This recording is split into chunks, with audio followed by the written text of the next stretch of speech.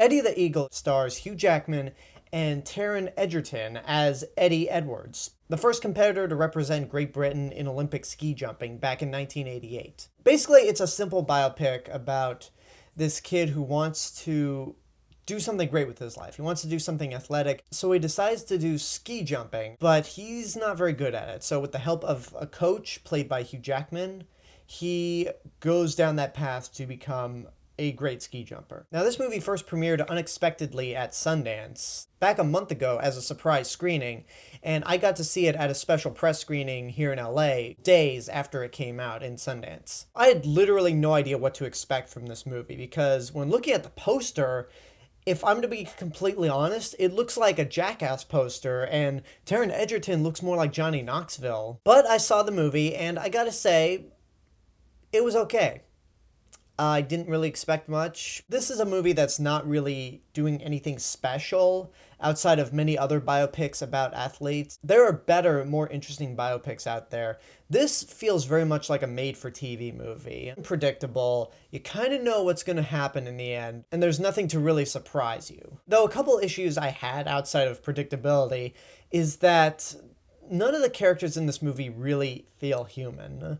I mean, Taron Egerton is probably the most human actor of the entire group, but even then, he does do some stuff that any regular human being would think twice about before actually doing it. But you watch it and go, come on, man, really think about this before you go do it. All the other actors in this movie are really over the top and don't act like real people. It was kind of hard for me to get invested in this story when everyone around Eddie just kind of felt like cartoons. Okay, maybe not to that degree, but they didn't feel like real people. Especially Hugh Jackman. Hugh Jackman, I thought, was a combination of cartoony and being an asshole. And then Christopher Walken in this movie. There are three really noticeable actors in this movie. Taron Egerton, who's starting to make a name for himself, Hugh Jackman, and Christopher Walken. Christopher Walken literally has no reason to be in this movie. Like, you could cut out his scenes completely, and it probably would not have changed the course of the film. But I don't want to be completely negative about this movie, because it's not all bad. There are some things that I like. Probably the best part about the movie for me